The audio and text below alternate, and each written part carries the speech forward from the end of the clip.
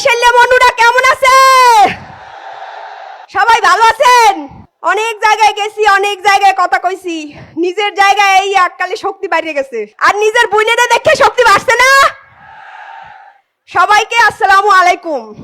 হাজার হাজার ছেলেরা জীবন দিছে না? এই সরকার সেই রক্তের উপর দাঁড়ায় আছে, অথচ এখন তারা সংস্কারের কথা আর বলে না।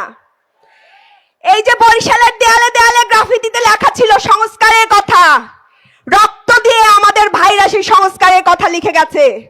এখন সংসদে দাঁড়ায় সালাউদ্দিন সাহেব বলে যে নির্বাচনের জন্য আপোষ করে তখন জুলাই সনদের কথা বলছি। হ্যাঁ, কত বড় মুনাফিক, কত বড় বেঈমান হইলে এই ধরনের কথা বলতে পারে?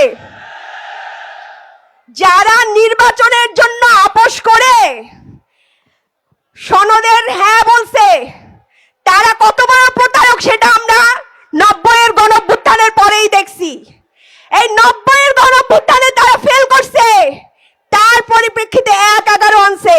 সেই 1-11-র পরে 15 বছরের ফ্যাসিবাদী শাসন উপহার দিছে। 15 বছর হাসিনা জুলুম অত্যাচার করে আমাদের ভাইদের জীবন কেড়ে নিয়েছে, তাদের নিজেদের নেতা কর্মীরাও জীবন দিয়েছে।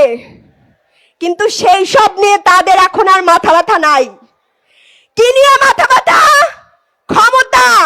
কেমনে ক্ষমতায় থাকবে, কেমনে টেম্পো